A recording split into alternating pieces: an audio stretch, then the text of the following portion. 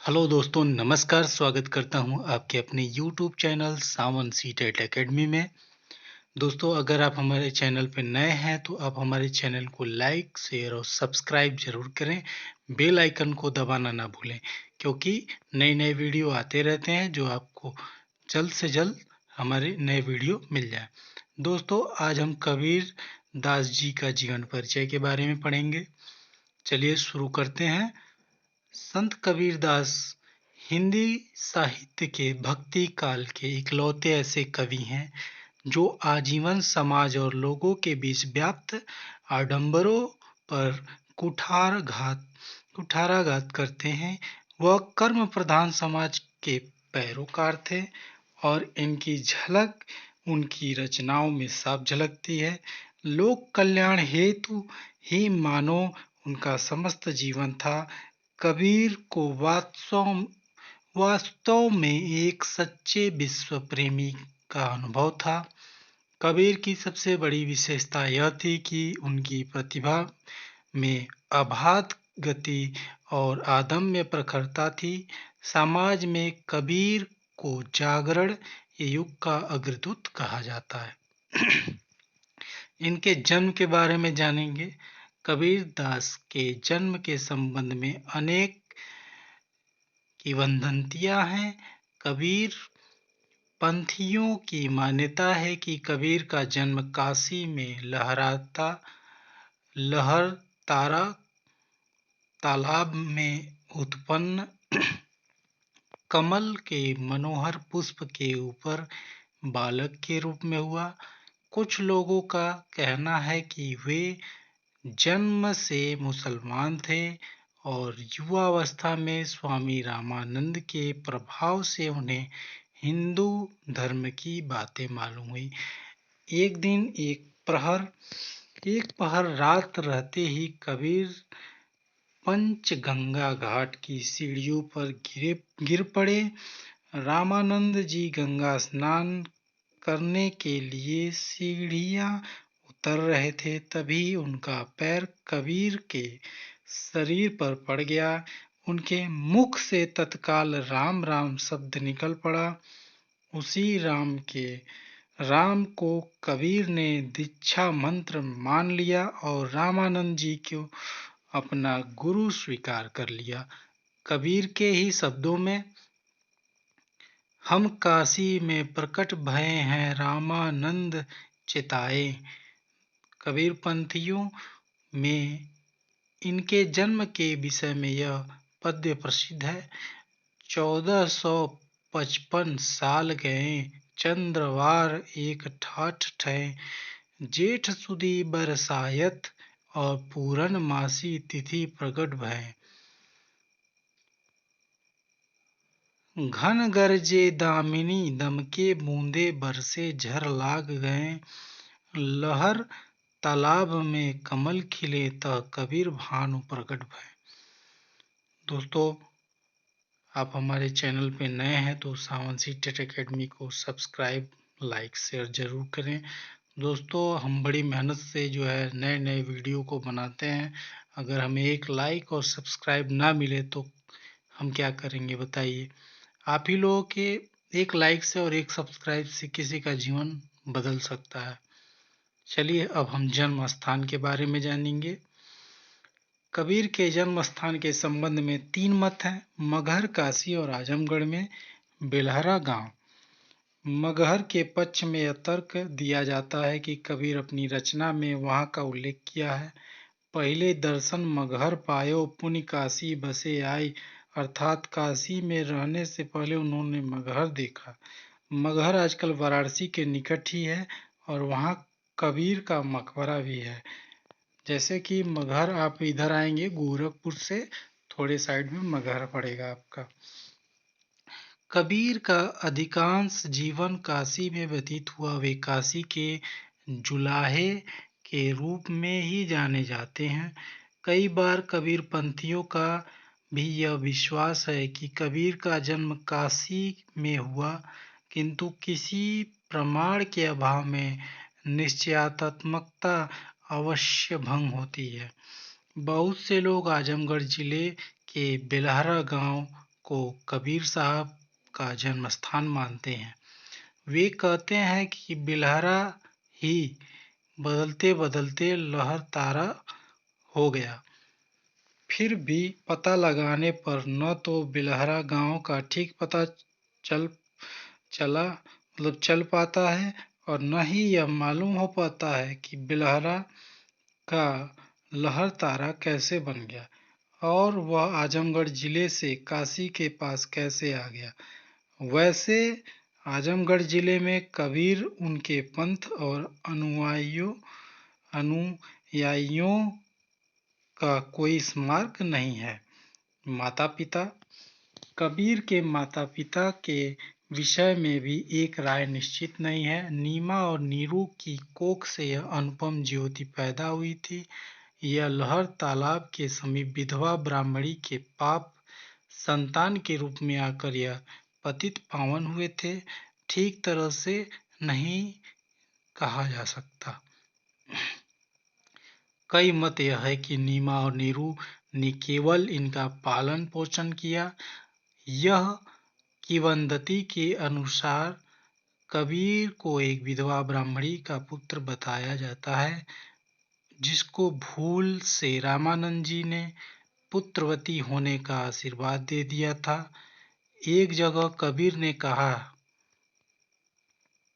है, जाति जुलाहा नाम कबीरा, बनी बनी फिरो उदासी। कबीर एक पद के प्रतीत होता है कि वे अपनी माता की मृत्यु से बहुत दुखी हुए थे। उनके पिता ने उनको बहुत सुख दिया था। वह एक जगह कहते हैं कि उनके पिता बहुत गुस्साई थे। ग्रंथ साहब एक पद से विविध होता है कि कबीर अपने वनय कार्य की उपेक्षा करके हरि नाम के रस में ही लीन रहते थे। उनकी माता को नित्य कोस घड़ा लेकर लीपना पड़ता था। जब से कबीर ने माला ली थी, उनकी माता को कभी सुख नहीं मिला। इस कारण बहुत वह खींच गई थी। इससे यह बात सामने आती है कि उनकी भक्ति एवं संत संस्कार के कारण उनकी माता को कष्ट था।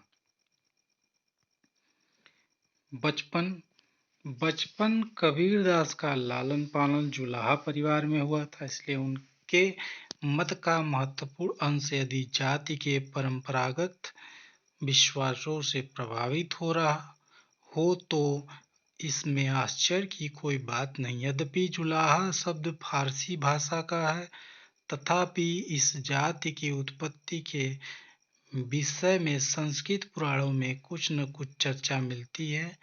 ब्रह्मवैवर्त पुराण के ब्रह्मखंड के 10वें अध्याय में बताया गया कि मलेच्छ से कुविंद कन्या में जोला या जुलाहा जाति का उत्पत्ति हुई, अर्थात मलेच्छ पिता और कुविंद माता से जो संतान हुई वही जुलाहा कहलाई।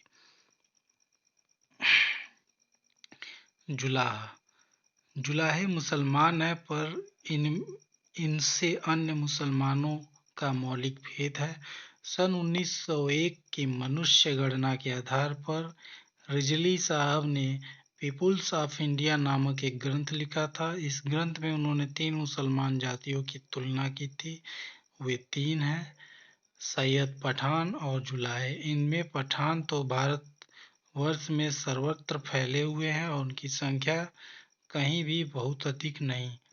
जान पड़ता है कि बाहर से आकर नाना स्थानों पर अपनी सुविधा के अनुसार बस गए। वे जुलाहे पंजाब, उत्तर प्रदेश और बिहार और बंगाल में ही पाए जाते हैं। जिन दिनों कबीरदास के इस जुलाहा जाति के अलंकृत कर रहे थे, उन दिनों ऐसा जान पड़ता है कि इस जाति ने अभी एकाध पुस्त से ही मुसलमानी धर्म ग्रहण किया था। कबीरदास की वाणी को समझने के लिए यह निहायत जरूरी है कि इस बात की जानकारी प्राप्त कर लें, उन दिनों इस जाति के बचे कुचे पुराने संस्कार क्या थे। शिक्षा। कबीर बड़े होने लगे थे। कबीर पढ़े लिखे नहीं थे, वह अपनी अवस्था के बालकों से एकदम भिन्न रहते थे। कबीरदास की खेल में कोई रुचि नहीं थी। मदरसे भेजने लायक साधन पिता माता के पास नहीं थे, जिसे हर दिन भोजन के लिए ही चिंता रहती थी। उस पिता के मन में कबीर को पढ़ाने का विचार भी न उठा होगा। यही कारण है कि वे किताबी विद्या प्राप्त न कर सके। मसी कागद छुओ नहीं, कलम गही नहीं हाथ। उन्होंने स्वयं ग्रंथ नहीं लिखे, मुंह से बोले और उनके शिष्यों ने उसे लिख लिया है। उनका वैवाहिक जीवन। कबीर का विवाह वनखेड़ी बैरागी की पलिता कन्या लोई के साथ हुआ था।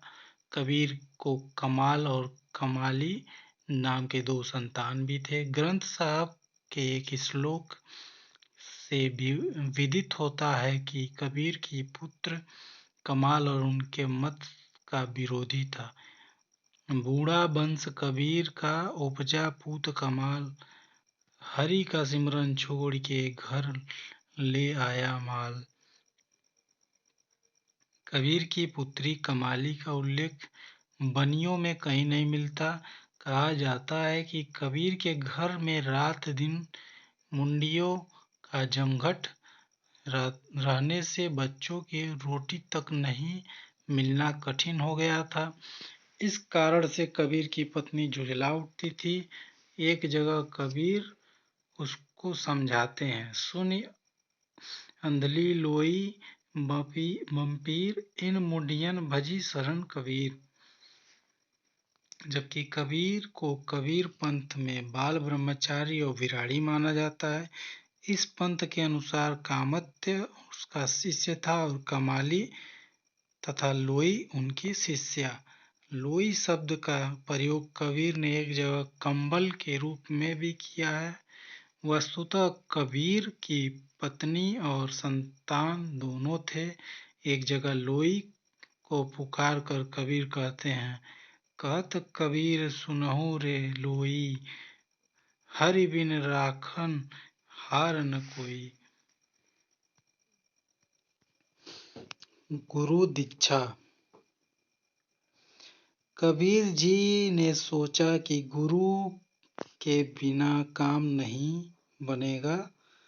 उस समय काशी में रामानंद नाम के संत बड़े उच्च कोटि के महापुरुष माने जाते थे।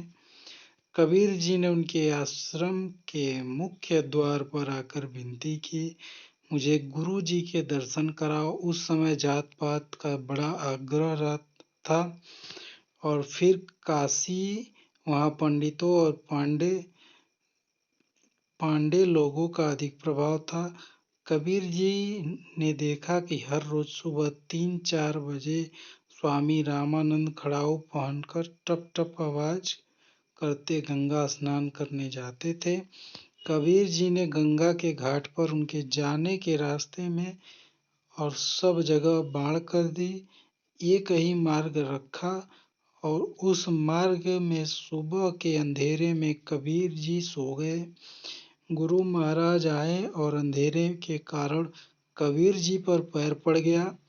उनके मुख से उद्गार निकल पड़े, राम राम राम।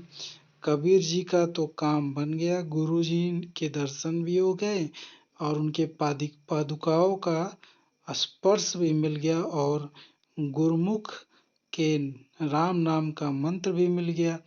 अब दीक्षा बाकी ही क्या रह गया। कबीर जी नाचते गाते गुनगुनाते घर वापस आए। राम नाम और गुरुदेव के नाम की रट लगा दी। अत्यंत स्नेह पूर्वक हृदय से गुरु मंत्र का जप करते गुरु नाम के कीर्तन के साधन करने लगे और जो महापुरुष जहाँ पहुँचे हैं वहाँ उनकी अनुभूति और भावपूर्ण हृदय से चिंतन करने वाले को भी होने लगती है। काशी के पंडितों ने देखा कि यवन का पुत्र कबीर राम नाम जपता है तो रामानंद के नाम का कीर्तन करता है। उस यवन को राम नाम की दीक्षा किसने दी, क्यों दी, मंत्र को भ्रष्ट कर दिया। पंडितों ने कबीर से पूछा, राम नाम की दीक्षा तेरे को किसने दी? स्वामी रामानंद जी महाराज के श्रीमुख से मिली। कहाँ दी? सुबह गंगा के घाट पर। पंडित रामानंद जी के पास पहुंचे और कहा, अपने यवन को राम मंत्र की दीक्षा देकर मंत्र को भ्रष्ट कर दिया, संप्रदाय को भ्रष्ट कर दिया। गुरु महाराज, यह आपने क्या किया? गुरु महाराज ने कहा, मैंने तो किसी को दीक्षा नहीं दी। यह यवन जुलाहा तो रामानंद मेरे गुरुदेव रामानंद की रट लगाकर नाचता है और आपका नाम बदनाम करता है। भाई, मैंने उसको कुछ नहीं कहा और बुलाकर पूछा जाए तो यह पता चल जाए। काशी के पंडित इकट्ठा हो गए। कबीर जी को बुलाया गया। गुरु महाराज मंच पर विराजमान है। इस सामने विद्वान पंडितों की सभा बैठी है। रामानंद जी ने कबीर से पूछा, मैंने तुझे कब दीक्षा दी? मैंने कब तेरा गुरु बना? मैं कब तेरा गुरु बना? कबीर जी बोले, महाराज, उस दिन प्रभात में आपने मेरे को पादुका का स्पर्श कराया और राम मंत्र भी दिया, वह वहां गंगा के घाट पर। रामानंद जी कुपित हो गए। कबीर जी को अपने सामने बुलाया और गरज कर बोले, मेरे सामने तू झूठ बोल रहा है, सच बोल।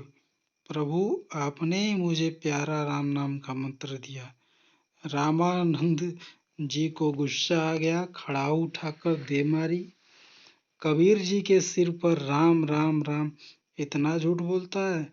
कबीर जी बोल उठे, गुरु महाराज, तब की दीक्षा झूठी तो अब की तो सच्ची। मुख से राम नाम का मंत्र भी मिल गया और सिर में आपकी पावन पादुका का स्पर्श भी हो गया। स्वामी रामानंद जी उच्च कोटि के संत महात्मा थे। घड़ी भर भीतर गोता लगाया, शांत हो गए। फिर पंडितों ने कहा, चलो, यवन हो या कुछ भी हो, मेरे पहले नंबर का शिष्य यही है। ब्रह्मनिष्ठ संत पुरुषों की विद्या या दीक्षा प्रसाद खाकर मिले तो भी बेड़ा पार करती है और मार खाकर मिले तो भी बेड़ा पार करती है। मृत्यु। कबीर जी की मृत्यु के बारे में। कबीर ने काशी के पास मगहर में देह त्याग दी। ऐसी मान्यता है कि मगहर के बाद उनके शव को लेकर विवाद उत्पन्न हो गया। हिंदू कहते हैं कि उनका अंतिम संस्कार हिंदू रीति रिवाज से होना चाहिए। मुस्लिम कहते हैं कि मुस्लिम रीति से इस विवाद के चलते जब उनके शव को चादर हटा दी गई तब लोगों ने वहां फूलों का ढेर पड़ा देखा। बाद में वहां से आधे फूल हिंदुओं ने ले लिया, आधे मुसलमानों ने। मुसलमान ने मुस्लिम रीति रिवाज से और हिंदुओं ने हिंदू रीति रिवाज से फूलों का अंतिम संस्कार किया। मगहर में कबीर की समाधि है। जन्म की भांति इनकी मृत्यु तिथि एवं घटना को लेकर भी मतभेद है, किंतु अधिकतर विद्वान उनकी मृत्यु संवत 1575 विक्रमी सन 1518 ईस्वी मानते हैं, लेकिन बाद में कुछ इतिहासकार उनकी मृत्यु 1448 को मानते हैं। मित्रों, अगर ये कबीर दास जी की जीवन परिचय आपको अच्छा लगा हो तो मेरे सावन सीटेड एकेडमी को सब्सक्राइब, लाइक एंड शेयर करें। चलिए मित्रों, अगले नए वीडियो के साथ आपसे मिलेंगे। जय हिंद।